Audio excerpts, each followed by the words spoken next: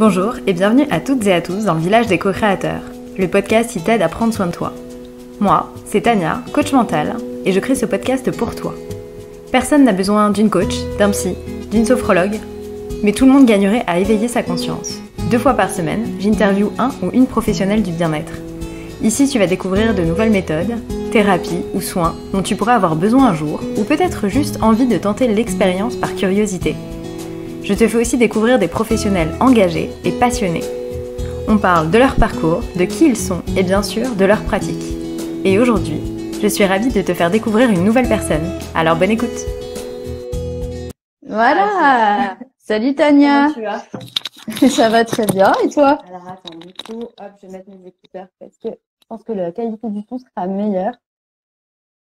Tu vas bien ? Ça va bien. Et toi? Cool.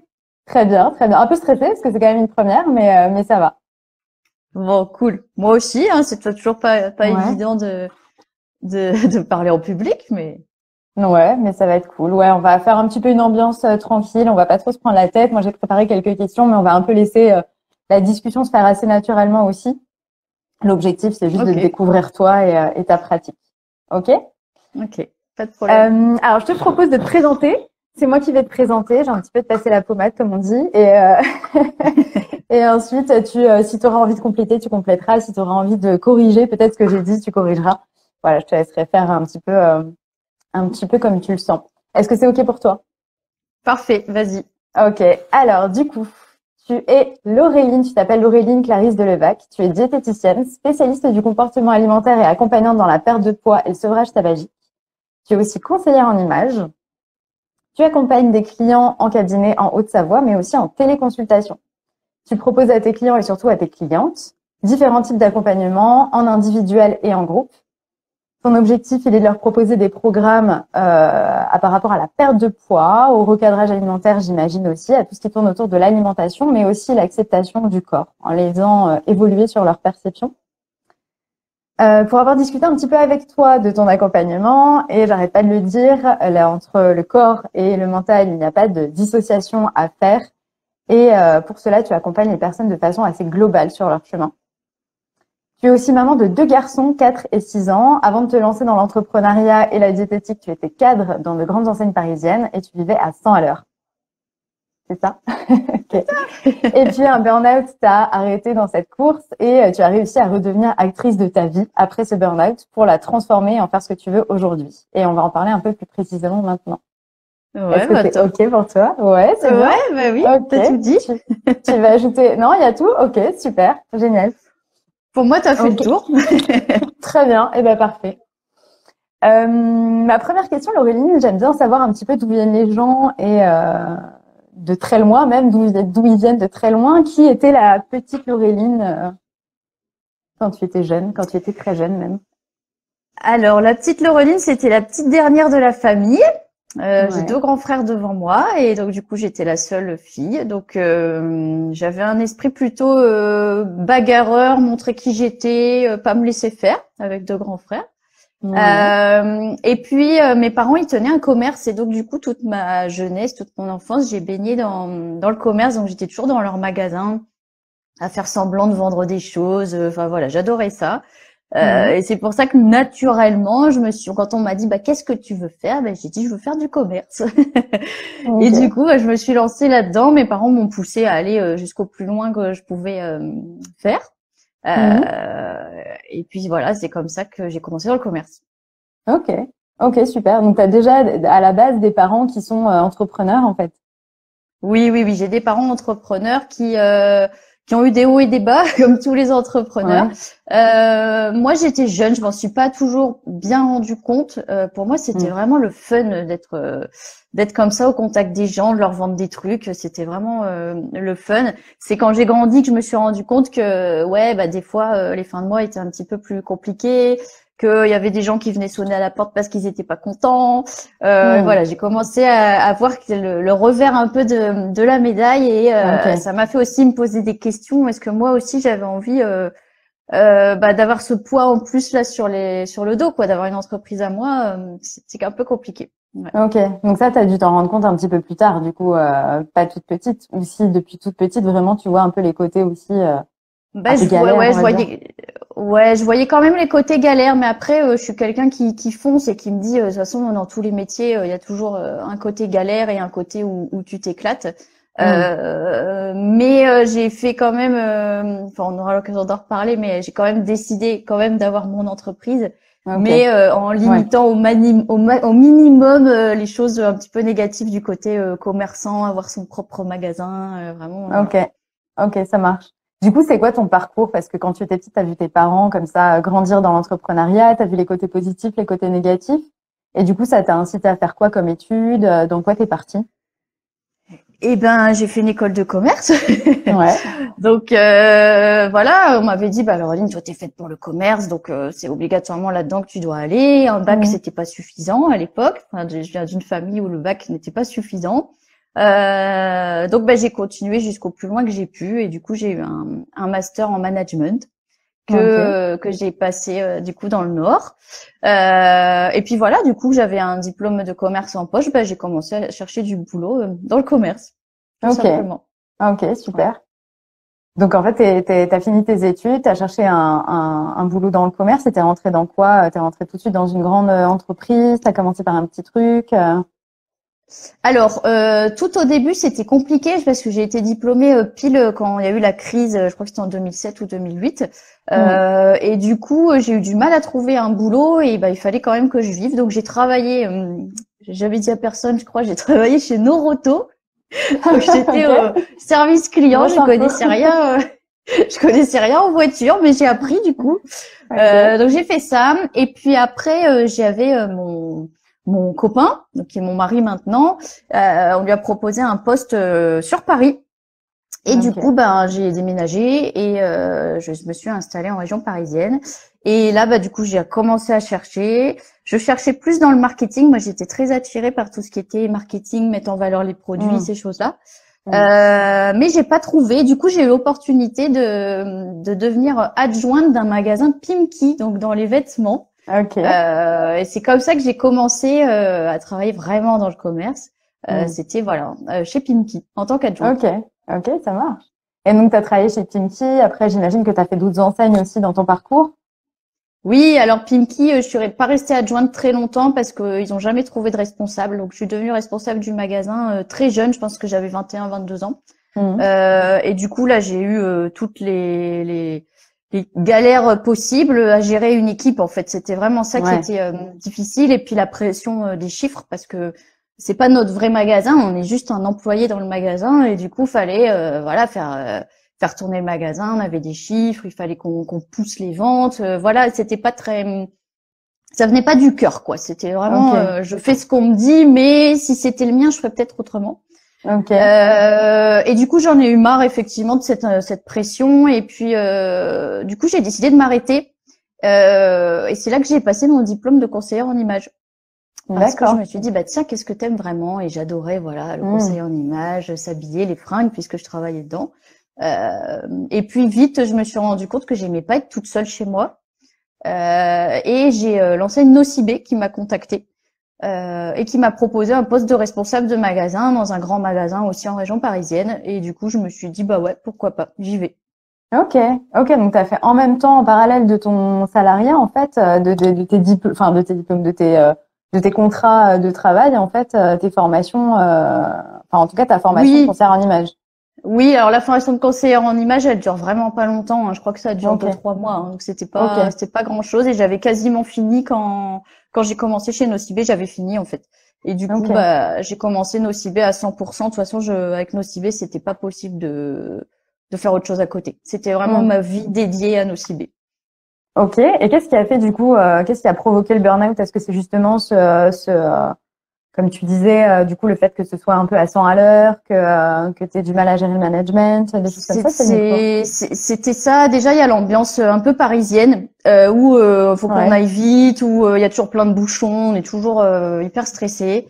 Il y Mhm. avait, du coup, j'ai évolué aussi chez Nocibé, donc j'ai terminé dans un magasin qui était énorme, qui était le troisième magasin de France, donc avec des équipes énormes à gérer. Et puis j'ai eu des enfants aussi entre deux, Ouais. surtout le premier. C'était aussi voilà, c'était aussi travailler le samedi, tous les samedis, c'était travailler les dimanches parce qu'on était quand même beaucoup ouvert le dimanche.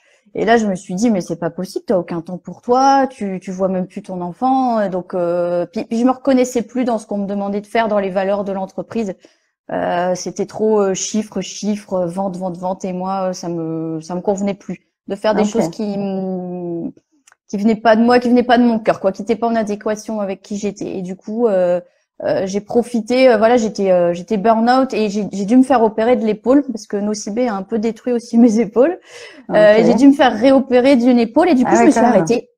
Je me suis arrêtée, là je me suis dit Laureline, tu peux pas y retourner. C'est pas possible, tu peux pas y retourner. Donc je me suis dit qu'est-ce que tu veux faire? Ok. Pour la deuxième fois dans ma vie. Ok. Et là, du coup, comment t'es venue l'idée de la diététique? J'avais déjà cette idée de diététicienne, ça me plaisait vachement, mais c'est des études plus longues, c'est un BTS avec beaucoup de stages. Et du coup, c'était pas possible que je travaille en même temps. Et puis, vivant en région parisienne, je pouvais pas me permettre de m'arrêter, on avait besoin de nos 2 salaires. Donc, j'ai profité, voilà, de cette opération de l'épaule et je me suis dit, bah, mon BTS, je vais pas le passer en 2 ans, je vais le passer en 1 an. Donc, j'ai passé un deal aussi avec mon mari en lui disant, je vais m'arrêter que 1 an. Et du coup, voilà, je me suis dit, tiens, c'est l'occasion, t'es arrêté, t'auras le temps de faire tous tes stages, et puis tu vas le faire plus vite que les autres.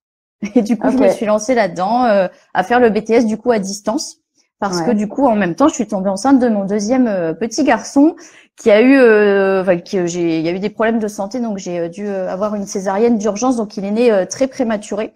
Et du coup, j'ai dû travailler, en fait, faire mon BTS avec mon petit bébé préma qui était avec moi. Ah ouais. Et tout ça en peu de temps. Ouais, t'as eu double travail, voilà. En fait, voire même plus, quoi. Ok. Voilà. D'accord, voilà. C'est énorme. J'ai dû, bravo, voilà. Hein, mais pour le coup, c'est ok. C'était voilà ma fréquence. Ouais, c'était une période un peu compliquée, mais je savais que mon BTS, c'était ce que je voulais faire. Après, je savais que j'avais pas le choix, que si je l'avais pas, je pourrais pas recommencer une année. C'était pas possible que je recommence une année, qu'il aurait fallu que je trouve un autre boulot. Donc c'était tu l'as ou alors tu recommences ta vie d'avant, quoi. Ok. Et du coup, il y a une question que je me pose là, tu vois, quand tu dis ça, parce que bon, t'as dit à ton mari, je m'arrête que 1 an, mais après, une fois que tu as ton diplôme, quand tu démarres dans l'entrepreneuriat et que tu es tout seul et que tu vas devenir diététicienne, il y a quand même ce temps où au début, tu n'as pas beaucoup de clients, où tu dois te mettre en route, etc. Donc, ça peut prendre plus d'1 an finalement entre la formation et les premiers clients qui viennent. Oui, comment t'as géré ça? C'est sûr. Alors, pour être honnête, du coup, avec Nocibé, j'avais fait une rupture conventionnelle, donc j'avais quand même des revenus du Pôle emploi. Et du coup, ça m'a aidé à tenir un petit temps, à mettre l'argent de côté pour les coups durs. Et puis la vie est aussi bien faite, je ne sais pas, mais entre-temps, j'ai redéménagé. Donc, on a quitté la région parisienne pour s'installer, alors un peu dans le nord et après en Haute-Savoie, puisque mon mari a trouvé un boulot dans cette région. Et du coup, bah voilà, le fait de déménager, d'avoir les petits à s'occuper, on a pu se permettre que j'ai pas un salaire entier en fait. Et que je puisse continuer à apporter un petit peu de sous, mais pas à la hauteur que j'apportais avant, et ça rentrait en fait dans les calculs. J'ai eu cette chance là. Ok, super. Ok, donc en fait, le fait de changer de région fait que du coup à Paris, comme c'est hors de prix, t'aurais pas pu faire ça, mais du coup ça t'a aussi permis d'alléger tes factures et de pouvoir démarrer ta pratique. Tout à fait. La vie a bien fait les choses pour moi de ce côté-là. Ouais. Tu dirais, c'est quoi la chose qui t'a le plus, parce qu'on parle souvent de la force qu'on a, qu'on y va, etc. Est-ce qu'il y a vraiment une difficulté que tu as rencontrée et à laquelle tu as réussi à faire face, mais qui a été la plus dure pour toi? Tu dirais que c'est quoi dans le fait de t'installer en tant qu'entrepreneur? J'ai eu pas mal de difficultés. La première, c'est quand même d'être toute seule face à un projet qui est quand même énorme, parce que le but du jeu, c'est d'en vivre. Et du coup, quand on est tout seul, on se dit, par où je commence? Est-ce que je fais du domicile? Est-ce que j'ai un cabinet? Est-ce que je fais du en ligne? Et du coup, faut tester aussi pour voir ce qu'on aime. Et ce qui est faisable aussi avec là où tu te trouves. Donc, c'était un peu ça, c'était de me retrouver toute seule et me dire, est-ce que les décisions que je prends, elles sont bonnes? Et ça, il y a personne pour te dire, ouais, Laureline, ce que tu fais, t'inquiète pas, ça va marcher. En fait, tu sais pas. Ouais. Et du coup, il faut avoir énormément de croyance en toi et de foi en toi pour te dire, allez, tu vas y arriver. Il y a pas de raison que, voilà, les autres y arrivent. Il y a pas de raison que toi t'y arrives pas. Mais voilà, c'est pour ça que j'ai appris aussi à m'entourer. Alors pas forcément que de diététiciens qui font le même métier que moi, mais d'entrepreneurs, des gens comme toi, tu vois, où eh ben on vit les mêmes galères, on n'a pas vraiment le même métier, mais on est quand même des entrepreneurs, quoi. On a notre métier, mais on a l'entreprise à côté, et du coup s'entourer aussi de gens, bah, ça permet aussi d'avancer, surmonter les difficultés, d'ouvrir l'esprit, Ouais, c'est clair. et puis voilà. Ouais, clairement. Ok. On va parler un petit peu plus de ta pratique maintenant et de l'alimentation parce que c'est un peu aussi ce qui peut intéresser les gens, je pense. Moi, je dis toujours que le corps et le mental, ça se dissocie pas, c'est pas possible, et que quand on fait du bien à son corps, ça fait du bien à notre mental et vice versa. Je sais que toi, tu as une pratique qui du coup englobe un petit peu tout ça dans ton programme, dans tes programmes. Est-ce que tu peux nous dire un peu quelle est ta vision par rapport à ça et peut-être ce que tu as vu toi aussi je sais pas, quand tu transformes le corps, de voir l'influence sur le mental, ou justement quand tu peut-être accompagnes les gens sur le mental, te rends compte à quel point ça peut tout changer au niveau physique aussi. J'ai beaucoup de questions en une là. Il y a beaucoup de questions en une, mais la chose que j'ai envie de dire et que je rencontre le plus souvent, c'est que souvent, je vais parler plus des personnes qui veulent perdre du poids ou qui veulent prendre soin de leur santé, pas les gens qui sont malades ou voilà qui auraient des problèmes de santé. Souvent, le problème, c'est que on veut perdre du poids à tout prix, et en fait, c'est ta tête en fait qui dit faut que tu perdes du poids. Et du coup, c'est la tête qui va mettre en place des choses, qui va dire ce midi c'est salade ou t'as droit qu'à 1500 calories ou voilà. Et en fait, du coup, on se déconnecte totalement des besoins du corps. Et le corps, en fait, le régime, on lui a pas demandé ce qu'il en pensait. Les 1500 calories, on lui a pas demandé non plus ce qu'il en pensait.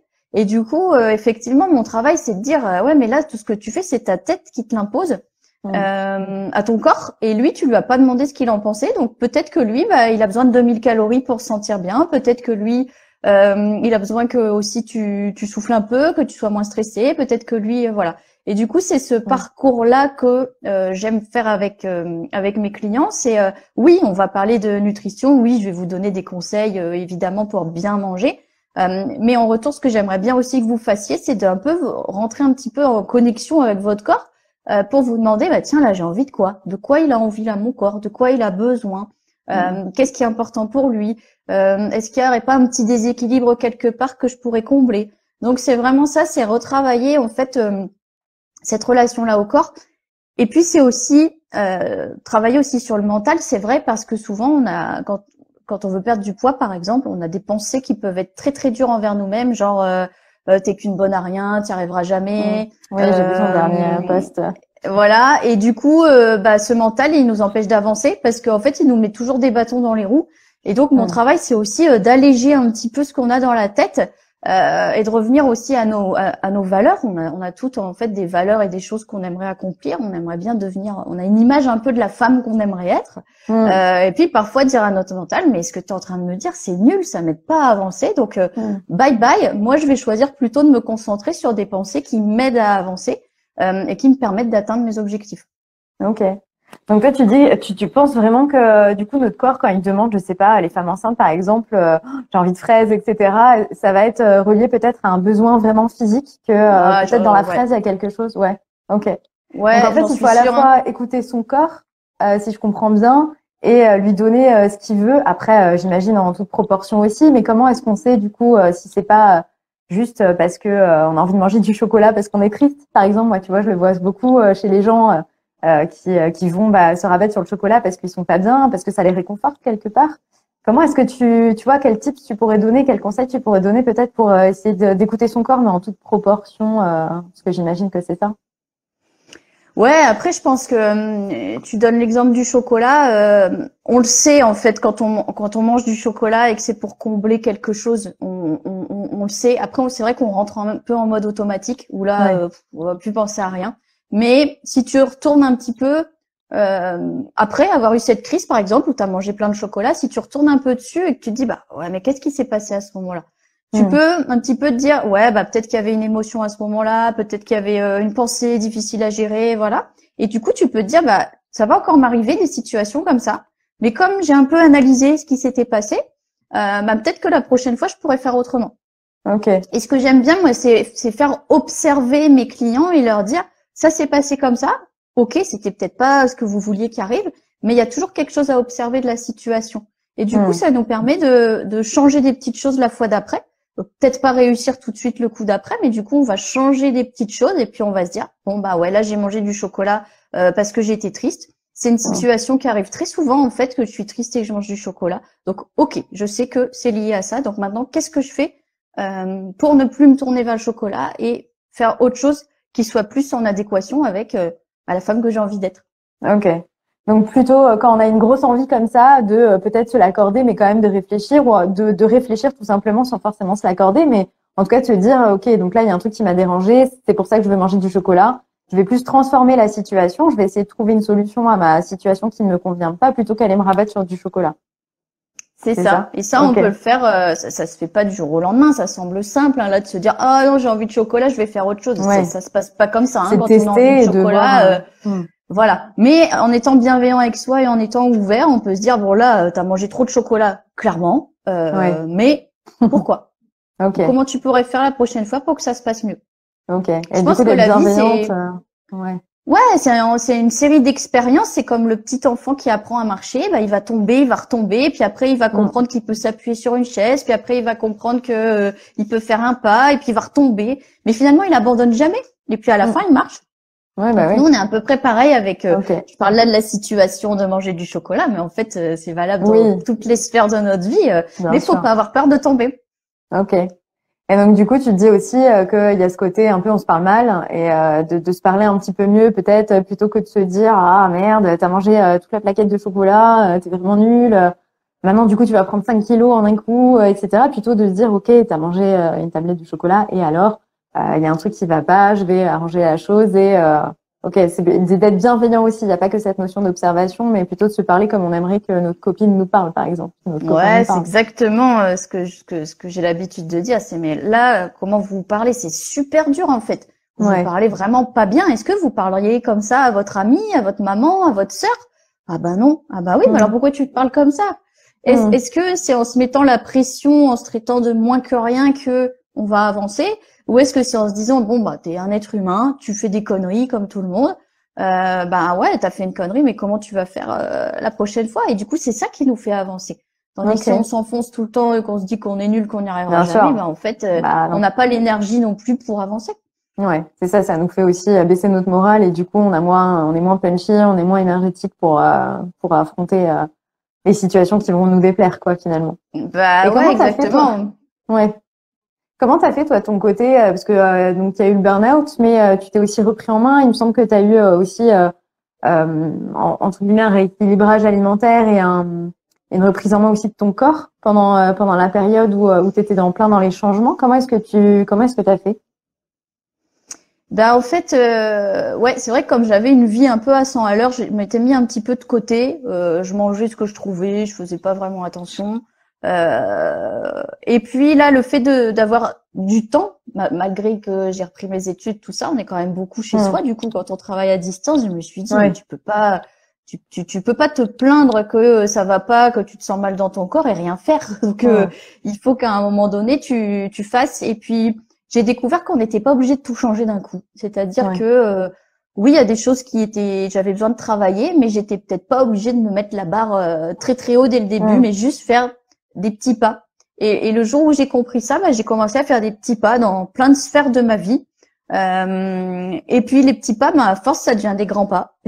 Et c'est comme ça que j'ai réussi. Voilà. Alors bien sûr, mes études de diététicienne m'ont appris à bien manger, ce qui était l'équilibre alimentaire, toutes les formations aussi que j'ai fait à côté. Le fait de me remettre un petit peu au sport, enfin je dis remettre, mais en fait j'avais jamais fait de ma vie. Voilà, s'entourer de personnes aussi positives, les choses comme ça qui font que mis bout à bout, j'ai réussi à me sortir des galères. Voilà. Ok. Ouais, c'est super intéressant. En fait, t'as pas fait que un domaine, quoi. T'as vraiment t'as fait le côté sportif, le côté alimentation, le côté aussi mental où tu t'es pas dit je veux tout de suite atteindre cet objectif-là qui est énorme, mais en fait t'as vu un peu plus bas en te disant je vais d'abord faire ça et puis après petit pas par petit pas t'as avancé et aujourd'hui t'en es là où t'es, quoi. Ouais, c'est ça. Je pense que de toute façon il faut travailler sur sur plein de choses. Quand on veut se sentir bien dans son corps, le corps, c'est la tête aussi. Donc effectivement, il y a l'alimentation, mais il y a aussi bouger, il y a aussi rencontrer des potes, il y a aussi apaiser son stress, bien dormir, voilà, toutes ces choses-là, ça compte aussi. Et en fait, ça te donne de l'énergie pour après aller peut-être explorer les zones qui sont un peu plus difficiles à travailler pour toi. Mais si tu as cette énergie-là autour de toi et qu'il y a plein de domaines où ça va bien, tu as plus d'énergie pour affronter ce qui est un peu plus difficile. Ouais, bien sûr. Ok, top. Merci du coup pour ces petites précisions et petites persos. Du coup, à la base, quand tu sors de l'école de diététique, c'est quoi exactement? Parce que toi, tu as cette notion vraiment corps et esprit où ça englobe un peu un tout. Mais est-ce que à l'école de diététique, on t'apprend ça? Est-ce que ou est-ce que c'est vraiment très alimentation et toi, tu as rajouté ça après? C'est quoi le rôle de la diététicienne entre guillemets? Alors, le BTS diététique, c'est un truc hyper scientifique. Genre, tu as des entrées A, des sorties B, et du coup, voilà, le déficit calorique, ça fait que tu perds du poids. C'est un peu ça. On a beaucoup de biochimie, on a des cours de cuisine. Enfin voilà, c'est un truc, mais le niveau est un peu élevé. Et finalement, tu rencontres ta première patiente et tu lui fais on nous apprend en fait à faire des plans alimentaires. Hein, donc on dit il faut manger 100 grammes de protéines, 100 grammes de viande, il faut manger 100 grammes de féculents, tout ça. Tu donnes ça à ta patiente. Et puis en fait, tu la revois pas. Et là, tu te dis, il y a peut-être un truc qui va pas dans mon approche. Puis toi aussi, tu te dis, moi, si on me donnait ça, est-ce que je le ferais? Bah non, clairement, je le ferais pas. Donc, tu cherches. Et puis là, tu rends compte qu'il y a tout un autre univers de diététiciens un peu à côté qui ont mis en place des formations et qui te disent, mais ouais, mais il y a la tête qui joue. Et là, tu te dis, mais oui, c'est vrai. Pourquoi j'y ai pas pensé plus tôt? Et puis tu rentres du coup dans un peu l'à côté. Le scientifique, c'est important de comprendre comment fonctionne le corps. Je comprendrais pas tout ce que je fais aujourd'hui si j'avais pas fait le BTS.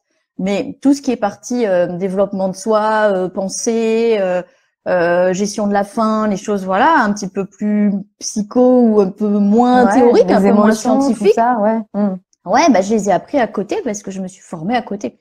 Donc le BTS clairement ne suffit pas du tout. Ok, donc il y a deux types de diététiciennes, entre guillemets, et de diététiciens. Il y a ceux qui sont vraiment très école, je te donne un plan avec telle assiette à midi, telle assiette le soir, etc. Au petit-déj, tu prends ça et tout.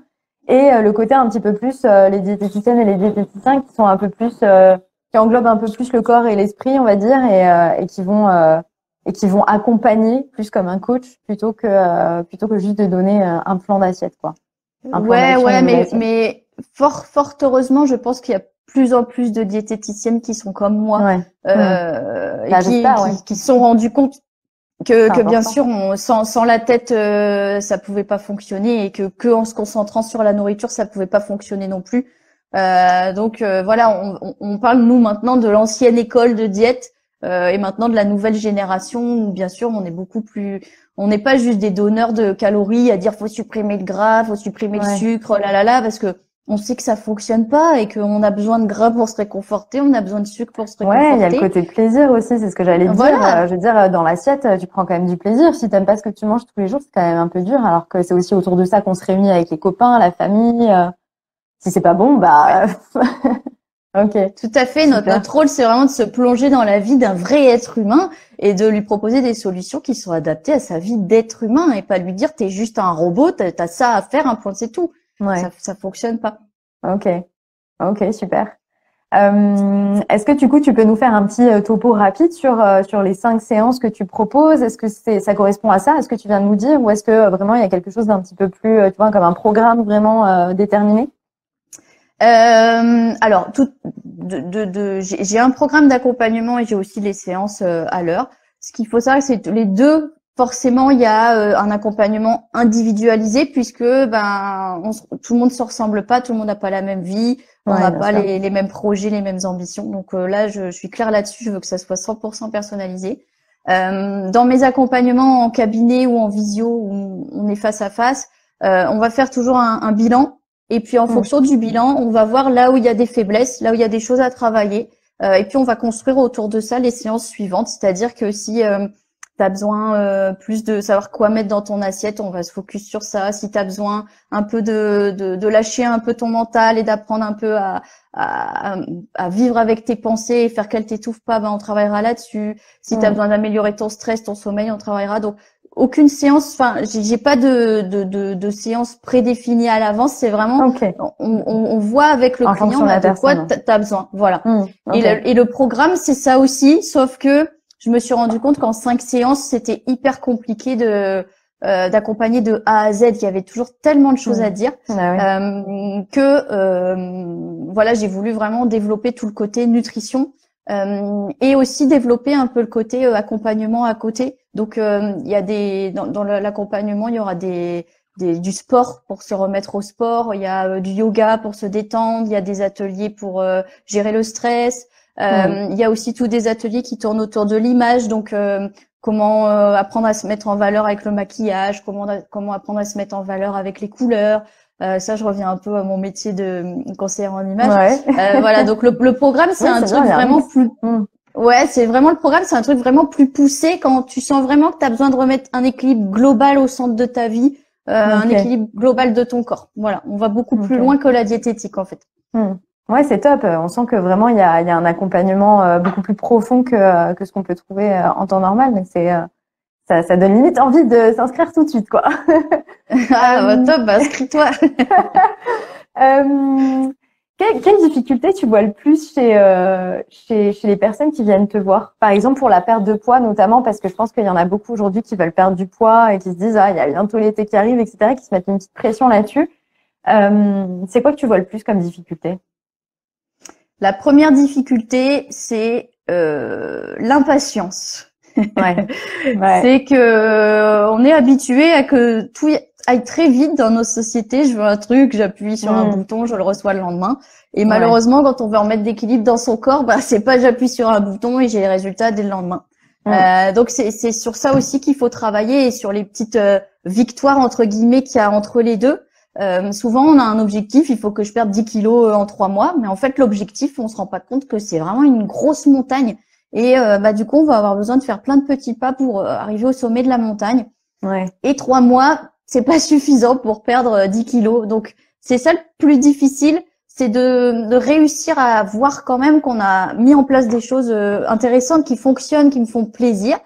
Mais que c'est pas encore mon objectif final. Et c'est ça le plus difficile, c'est de se dire ouais, ça avance, mais peut-être pas aussi vite que moi j'aurais prévu dès le départ. Ok, donc il y a un côté très mental là pour le coup, c'est pas du tout l'alimentation. Le premier truc que tu vois, c'est plus le côté impatience et du coup des motivations, j'imagine derrière aussi quoi, de se dire bah merde en fait ça marche pas aussi bien que je voudrais. Bon bah à quoi bon quoi. Bah oui, on a été habitué au régime où là je suis le régime du camp, bah oui, je vais perdre 10 kilos en 3 mois. Donc on a l'habitude de ça et on pense que c'est comme ça que ça fonctionne.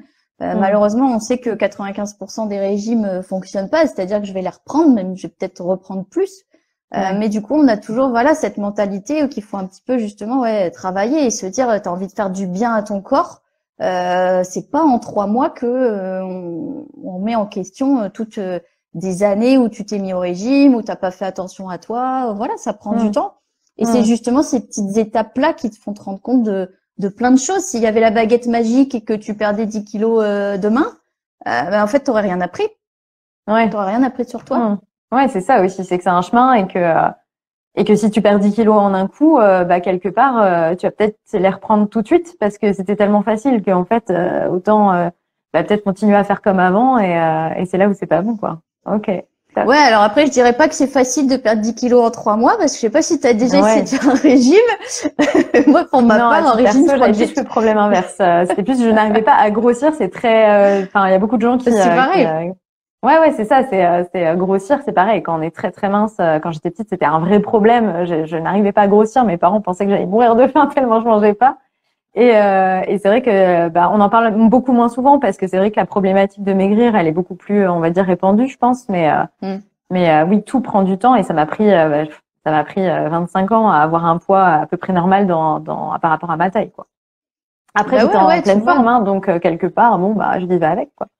Mais ouais, mais c'est notre société aussi qui dit qu'on doit ressembler à ça et qu'on est trop maigre ou qu'on est trop gros. Mais en fait, on vient pas nous dire, ouais, mais toi, comment tu te sens? Tu étais bien ou pas?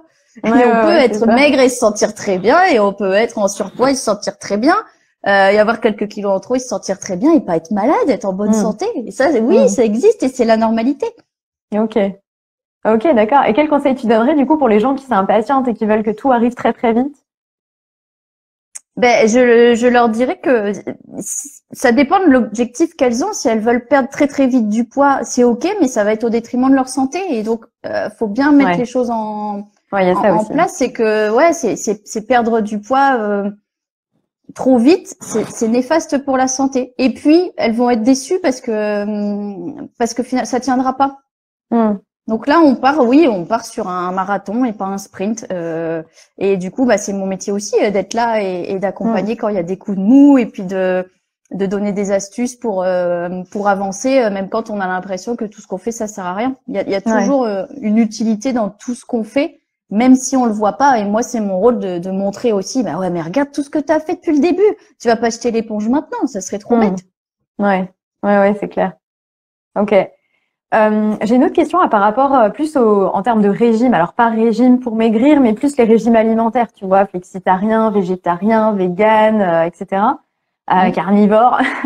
En fait, tu vois, moi par exemple, c'est un truc que je souhaite vraiment. On en avait déjà parlé de réduire au maximum les viandes parce que je sais que voilà, c'est pas forcément bon pour la santé, que c'est pas forcément du bon gras, et puis que écologiquement parlant, en fait, c'est pas bon pour la planète non plus. Est-ce que tu vois au niveau santé, par exemple, en quoi c'est important vraiment de réduire? Parce que moi, je sais que c'est pas bon pour la santé, mais tu vois, je sais pas quel impact vraiment ça a sur mon physique, sur mon corps, quoi, dans le global. Est-ce que tu peux nous en dire un peu plus? Alors le souci on parle de la viande là, de la viande. Ouais, clairement la viande, le poisson. Le souci avec la viande, c'est deux choses. Le premier, c'est la viande rouge. Parce qu'il a été démontré que si on avait une trop grosse consommation, on pouvait favoriser certains cancers. Donc c'est pour ça qu'on a limité et que même maintenant il y a des campagnes manger que déjà c'est beaucoup 500 grammes de viande par semaine. Donc il y a cet aspect-là, il y a l'aspect cancer. Il y a aussi l'aspect que quand on mange trop de viande, on va créer un terrain un peu acide en fait. On va modifier un peu notre terrain. On a un terrain et en fonction de ce qu'on mange, on va contrebalancer un peu. Et s'il y a beaucoup de viande, on peut avoir un terrain acide et du coup ça peut avoir des répercussions sur la santé globale, sur la fatigue, sur l'humeur ou sur plein de choses. Donc c'est pour ça que on réduit aussi la viande. Et puis il y a l'aspect, comme tu disais, écologique et il y a l'aspect aussi économique qui rentre en jeu, c'est-à-dire que la viande aujourd'hui, si on veut une viande de bonne qualité, elle va être super chère et on peut très bien remplacer les protéines animales par des protéines végétales. Alors certes, c'est pas trop dans nos habitudes, c'est pas des choses qu'on a l'habitude de cuisiner. Clairement. C'est ce que j'allais te demander, Ouais, mais c'est comme tout, il faut petit à petit s'y mettre et puis peut-être pas devenir végétarien du jour au lendemain. Mais se dire, tiens, je vais déjà commencer à être flexi, à cuisiner un petit peu plus de légumineuses. Et puis, voilà, la transition peut se faire très naturellement, sans douleur, c'est vrai que souffrance. Moi, le truc que je vois, tu vois, dans mon assiette, c'est que, là, maintenant, j'ai trouvé une solution avec des recettes un peu faites, etc. Mais, enfin, un peu faites, que je fais moi-même, mais qui sont équilibrées, je pense. C'était quand je cuisinais toute seule et que je tentais de pas mettre de viande dans mon assiette, il y avait un peu cette frustration. J'avais l'impression qu'il manquait quelque chose, tu vois, dans mon assiette, qui n'était pas complète vraiment. Et j'ai l'impression que ce qui peut être un peu aidant là-dessus, c'est tout ce qui est épices, tout ce qui, tu vois, de vraiment bien réguler en fait le côté légumes avec des légumes. Enfin après, je sais pas comment tu vas appeler ça. Tu vas peut-être nous en dire un peu plus, mais des choses un peu comme des pommes de terre, des patates douces, ou des choses un petit peu plus consistantes, puis avec des légumes où c'est plus fibreux entre guillemets. La fille qui s'y connaît pas du tout, tu sais. Et puis après vraiment tout ce qui est pâtes, riz, tu vois, pour essayer d'avoir une vraiment assiette complète. Mais ce qui je trouve fait vraiment en sorte que tu n'as pas cette frustration de pas avoir de viande dans ton assiette, c'est vraiment tout ce qui est épices, tu vois. Qu'est-ce que tu peux nous dire par rapport à ça? Est-ce que tu as des tips aussi En règle générale, effectivement, c'est que ça soit bon ce que tu manges.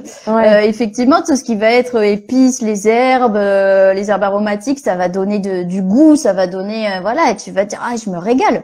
Et ça ça a un lien aussi avec le fait que tu manges un petit chocolat ou pas après manger. Est-ce que tu as déjà remarqué si tu fais un repas tout fade, qui te dit ouais bon ok, eh ben à la fin du repas t'as trop envie de manger un dessert ou un truc parce que Ouais, tu c'est te dis vrai. mon Ouais, repas ouais, était c'est vrai, pourri. complètement. Alors Ouais. que si tu te régales, eh ben en fait t'as pas besoin parce qu'en fait tu t'es régalé, t'as passé un bon moment, voilà.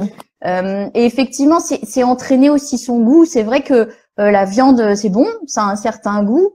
Mais on peut apprendre à cuisiner, voilà, des lentilles avec du curry, s'inspirer aussi effectivement de d'autres cultures. Et puis petit à petit se dire ah ouais mais ça c'est vachement bon aussi. Et puis en fait ton palais tu le fais. C'est pas parce que on a dépassé 30 ans qu'on peut plus aimer les choses que c'est fini. On Ah sait ouais, non, aujourd'hui clairement que pas, ouais. voilà, moi j'aimais pas les choux de Bruxelles. Je me suis un petit peu forcée à en Ah, manger de temps en temps et maintenant j'aime bien. ok, Donc bah, tu dois il y a faire mon ça chéri aussi. qui arrive pas avec les choux de Bruxelles. C'est Faut en possible, manger un de faut que temps en temps. j'insiste encore un petit peu alors. Ouais, j'ai insisté parce que j'aime bien ça, donc c'est con. Ok. Donc la transition, tu dis en gros, faut y aller doucement. Faut pas tout de suite se dire j'arrête complètement la viande du jour au lendemain. Et puis il faut clairement prendre du plaisir en essayant de peut-être s'inspirer d'autres cultures, etc. Moi, je sais que tout ce qui est alimentation indienne, je trouve que tu vois, c'est très épicé et c'est très bon en fait. Et j'ai vraiment jamais l'impression qu'il manque un truc dans mon assiette, quoi. Bah ouais, notamment la cuisine indienne, les Indiens, ils sont en majorité végétariens, donc ils savent cuisiner tout ça et mettre du goût. Donc s'inspirer, voilà, et même des plats comme voilà les faritas, les choses comme ça, où on peut s'inspirer aussi de ça pour des légumes, des haricots rouges par exemple. Et puis voilà, les haricots rouges, ça pète de goût, on met un peu de cumin et puis ça c'est pète de super goût. bon. Ouais. Ok. C'est bon quoi. Ouais, clairement. Pour ce qui est des sportifs, avec l'envie de manger des protéines à fond, etc. Est-ce que t'as du coup un conseil aussi à donner par rapport à ça? Parce que du coup, ceux qui veulent devenir un peu plus flexi, voire végétariens, ils vont avoir l'impression qu'en fait, il leur faut beaucoup de protéines et qu'ils vont pas avoir tout dans leur assiette. Est-ce que vraiment manger végétarien, en fait, ça enlève de la protéine des assiettes? Et comment, par quoi, en fait, par quel type d'aliments est-ce qu'il faut remplacer pour que vraiment ils aient tout leur apport, en protéines nécessaires?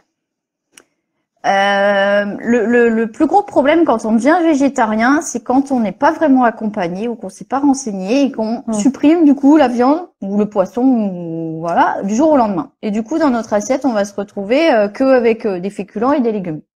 Et ça, c'est ce qui arrive beaucoup. Et là, au bout d'un moment, forcément, comme il y a plus de protéines, notre corps, il a besoin de protéines, qu'on soit sportif ou pas.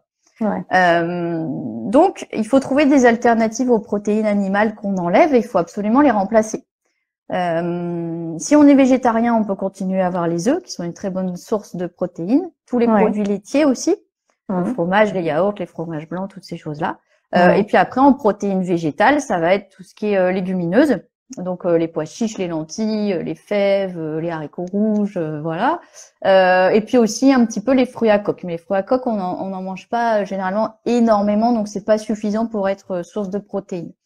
Après, ça va dépendre du sport qu'on fait. Si je suis dans un sport où je développe ma masse musculaire, bah oui, il va falloir faire gaffe aux protéines que j'ingère parce que la masse musculaire, elle se crée à base des protéines que je mange. D'accord? Donc, si je les apporte pas, il y a peu de chances que j'arrive à créer de la masse musculaire. Si c'est un sport plus, voilà, je m'entraîne 3 fois par semaine, je fais 1 heure de sport, on peut rester sur des apports en protéines normales, entre guillemets. C'est vraiment, voilà, quand on devient création de muscles, où là, il faut un petit peu se faire accompagner pour être sûr que on apporte le bon nombre de protéines sur la journée. Ok, donc ce que tu veux dire, c'est que par exemple, les gens qui font de la course à pied, par exemple, de l'endurance, ils n'ont pas forcément beaucoup plus besoin de protéines s'ils courent 3 fois par semaine que quelqu'un de lambda, en fait. Contrairement ça va dépendre du niveau. Ça va dépendre quand même du niveau. Ça va dépendre du niveau parce que aussi, donc il y a la création de masse musculaire, il y a aussi le renouvellement. Si je fais du sport à haute intensité, en fait, je casse mes muscles. Et du coup, il faut venir les réparer. Même si j'en crée pas, il faut venir les réparer. Donc, il faut aussi un apport en protéines qui prennent en compte ça. Donc, ça va être du cas par cas, en fait, à évaluer. Si t'es un professionnel, c'est sûr que tu dois te faire accompagner. Si t'es un peu sportif du dimanche, peut-être pas, mais il faut faire quand même attention à avoir une bonne répartition sur la journée. Ok, ça marche. Ok, top, super intéressant. J'ai une question là sur le côté plaisir un petit peu, tu vois, tout ce qui est gâteau, sucre et aussi apéro. On va commencer déjà par peut-être tout ce qui est gâteau, le goûter, etc. Il y a beaucoup de gens qui prennent des goûters, soit de temps en temps, soit vraiment c'est incontournable. Comment est-ce que tu peux, peut-être, est-ce que tu as des conseils pour mettre moins de sucre, moins de gras? Tu vois, je sais que par exemple, il y a des gâteaux au chocolat où tu vas mettre, au lieu de mettre du beurre, je crois que tu mets de la courgette ou des choses comme ça. Et en fait, ça se sent pas du tout. Et c'est super bon. Et est-ce que tu as d'autres tips comme ça? Est-ce que on peut retrouver ça sur même peut-être ton site? Ou est-ce que tu vois Ouais, moi je suis partisane de faire maison quand on peut. Alors sans se forcer bien sûr parce que c'est la meilleure façon de se dégoûter. Ouais, Mais si de c'est temps clair. en temps on peut se faire un petit gâteau maison, on le congèle et puis du coup il peut faire toute la semaine et puis je le sors au goûter, c'est une bonne option. Mhm. Systématiquement moi dans les recettes classiques je divise le sucre par deux Ok. et ça reste aussi bon. Après on peut remplacer aussi la farine par de la farine complète ou de la farine Mhm. semi-complète, ce qui Ouais. va faire qu'en fait ça va nous tenir plus au corps et du coup on va digérer beaucoup moins vite et du coup on aura aussi faim moins rapidement. Mhm. Et puis voilà après quand on fait des choses maison, bah déjà on sait ce qu'on a mis dedans Ouais. et Clairement. on est sûr que c'est beaucoup plus sain qu'un truc qu'on va acheter industriel. Mhm. Et Ok. puis pour le goûter, moi c'est un repas que je fais aussi qui est important pour moi. Ce qu'il faut toujours se demander, c'est est-ce que je mange parce que c'est 4 heures et que je mange en même temps que mes enfants et qu'en fait j'ai Mhm. pas vraiment faim, ou est-ce Ouais. que j'ai vraiment faim et que j'ai un manque d'énergie et que j'ai besoin d'énergie à ce moment-là. C'est Ouais, donc vraiment là, on revient à écouter son corps et à se dire, OK, est-ce que je mange les gâteaux avec les petits parce que ça donne envie ou est-ce que vraiment mon corps, ouais, il en a besoin, quoi. c'est Mm. vraiment ça la question. Est-ce que tu fais par automatisme ou parce que tu as une envie que tu vois un pépito passer devant toi, ou est-ce que maintenant j'ai vraiment faim, j'ai besoin là de manger quelque chose. OK. Et à ce moment-là, au goûter, du coup, ce serait quoi un goûter idéal pour toi? Alors un goûter idéal pour moi, c'est un fruit. Ouais. Ça serait peut-être un produit laitier, OK. n'importe lequel, hein. Ça peut être fromage, ça peut être yaourt, fromage blanc, un skyr. Une petite poignée de fruits à coque. Donc OK. des noix, des noisettes, des amandes, puis pourquoi pas un peu de chocolat, un petit carré de chocolat ou deux, voilà. Pour moi, Mm. ça serait une bonne collation. Après, faut que ça nous fasse plaisir. C'est toujours ça. Si je me force à manger mon porridge alors qu'en fait je déteste ça, bah je vais pas tenir bien Ouais. longtemps. Je vais vite aller Donc, me toujours venger le sur les plaisir. pépitos. Bah ouais. Ouais. Donc le but Le du jeu, plaisir c'est de trouver. avant tout. Bah ouais. Si t'as pas de plaisir, tu vas aller te venger sur autre Bah chose qui oui. te fait plaisir. Donc Oui, c'est sûr.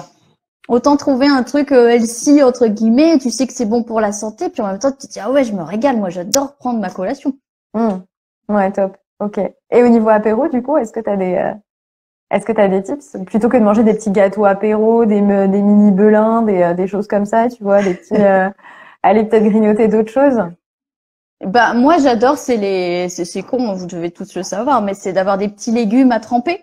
Ouais, c'est ça. Mais du coup, à Et tremper puis dans quoi? Parce que moi, je prends de la crème fraîche toujours, tu vois. bah, tu peux faire des sauces avec du yaourt.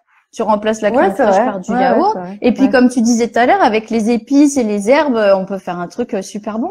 Mm. Ouais, ouais. Donc plus Voilà, on peut yaourt, faire. fromage blanc que crème fraîche, quoi. Ouais, ou alors tu fais moitié-moitié, c'est-à-dire que moi je pense à la mayonnaise par exemple, bah tu fais moitié mayonnaise, moitié yaourt, tu mélanges les deux, comme ça Ah ouais. tu Ok, divises par je deux la connaissais pas mayonnaise. ça. D'accord. Et c'est toujours Ouais. aussi bon mélangé Ouais, avec alors le ça a yaourt. pas le goût de mayonnaise, hein, soyons clairs. Ouais. Mais c'est bon quand même et ça te fait plaisir de tremper tes petits bâtonnets dans quelque chose. Ok, ça marche. Alors, il me reste quelques petites questions à te poser. Ok. Euh, c'est quoi ta routine? Donc là, c'est plus par rapport à ta pratique, ta routine en tant qu'accompagnante. Parce que moi, étant accompagnante, je sais que des fois, on a besoin un petit peu de souffler, tu vois, de prendre soin de soi. C'est quoi, toi, ta petite méthode pour prendre soin de toi? Alors ma petite méthode pour prendre soin de moi, c'est de me caler 1 heure de sport de temps en temps. Donc quand je sais que j'ai le temps, bah voilà, je regarde mon agenda et je me dis tiens là t'as 1 heure, donc je me planifie souvent 1 heure pour faire du sport. J'essaie de faire 3 fois par semaine Ok. et ça me fait énormément de bien. Et puis je me Et tu fais force quoi comme aussi, sport? je fais des hits.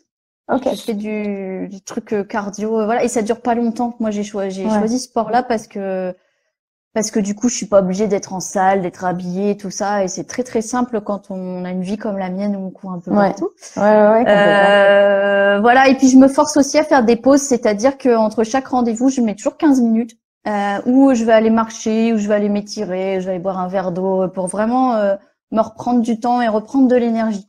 J'ai remarqué que quand j'enchaînais tout et que j'avais une journée non-stop, bah j'arrivais le soir et j'ai envie de rien faire du tout, même pas bien manger. Ouais. Alors que quand on trouve des petits trucs remotivants qui nous redonnent de l'énergie, bah le soir on est moins KO que d'habitude et du coup on a envie de faire des choses. Ok. Ouais, c'est un bon conseil et je trouve que c'est assez sain du coup. Ok, super. Autre petite question, après il m'en reste plus qu'une. Enfin là c'est l'avant-dernière. Quelle pratique tu aimerais découvrir en interview? Une pratique peut-être que tu as déjà testée et que tu aimerais redécouvrir d'une autre façon, ou quelque chose que tu connais pas trop mais tu as déjà entendu parler et tu aimerais bien en savoir plus? Ah bah écoute, moi là en ce moment j'étais en train de me poser la question avec l'art-thérapie. Ouais. En fait, je me dis, Ouais, on m'a demandé aussi, ouais. je suis quelqu'un d'un peu créatif et je me dis, bah, quand tu aurais des petites pauses, tu pourrais faire des trucs un peu créatifs, mais en fait, je sais pas quoi faire. Ok. Et du coup, je me Donc, suis de renseignée l'art-thérapie. sur ça et c'est pas hyper connu et je sais même pas, tu vois, je te dis ça comme ça, je sais même pas ce qu'on fait exactement. Mais c'est un Ok. truc qui serait intéressant, ouais. Ok, ça marche, je note. Et enfin, dernière question, toi qui as pris un petit peu ta vie en main, c'est quoi pour toi être actrice de ta vie? Être actrice de ma vie, c'est prendre des décisions quand il faut en prendre. Et puis qu'elle soit bonne ou mauvaise, me dire bah cette décision elle t'a appris quelque chose et ce qu'elle t'a appris ça t'aide à encore avancer. Ok, super. Merci beaucoup Laureline pour cette interview, pour cette première. Tu es la first lady ici. J'espère qu'il Merci y de en aura m'avoir plein d'autres. invitée. C'est un Oui, grand j'espère plaisir pour de toi. t'avoir à la fois rencontré et interviewé. Et ouais, et merci beaucoup. Du coup, Bah, je de vais rien, avec plaisir. super. Alors du coup, je ne sais pas comment on va faire, mais on va trouver pour que je puisse faire ma petite. Bah, je vais te garder avec moi, tiens. Tu restes avec moi pour la petite conclusion. Garde-moi. Voilà. Merci à tous aussi. J'ai vu qu'il y avait quelques personnes en live qui étaient venues, qui ont fait coucou. Ah, attends, il y a une question peut-être. Est-ce que tu as encore le temps pour une question? Oui, bien sûr. Alors, Je sais pas ce que le conseil en image est-il aussi possible pour les hommes? Est-ce Oui, que tu bien sûr. accompagnes aussi les hommes? Ouais. Ok. Oui, Ok, oui. Alors d'accord. moi, je suis plus conseillère en image. Je suis vraiment diététicienne. Donc, mais j'ai un programme où dedans, on va parler aussi de conseils en image, mais c'est plus global. C'est-à-dire que je vais pas aller avec vous dans votre garde-robe et regarder ce qui va pas. Mais il y a tout à fait, voilà, des conseillers en image qui font que ça et qui s'occupent des hommes. Ouais. Ok, ça marche. Donc, si on vient juste pour ça, non, c'est diététique avant tout et après, dedans est inclus le conseil en image. Ok, ça Ouais, marche. pour le programme. Ouais, tout à fait. Ok, merci beaucoup Laureline. Et donc, merci à tous d'avoir été en live. Merci à ceux qui regarderont après sur ma chaîne. La vidéo, elle va rester sur ma chaîne normalement. Je sais pas comment je vais faire, mais je vais le faire. C'est un vrai plaisir pour moi de t'interviewer, Laureline. Et, euh, et du coup, bah, n'hésitez pas à liker, à partager, à commenter, et puis bah, aller voir un petit peu aussi sur l'Instagram de Laureline. Oui, du coup, comment on te retrouve, Laureline? J'en profite puisque tu es Eh encore bien, vous là. pouvez me retrouver sur Instagram. Donc c'est Laureline_CD et vous pouvez me retrouver aussi sur mon site internet qui s'appelle bien-dansmoncorps.com. Ok, super. Merci beaucoup et merci à tous. À bientôt. Merci, à bientôt. Bye bye.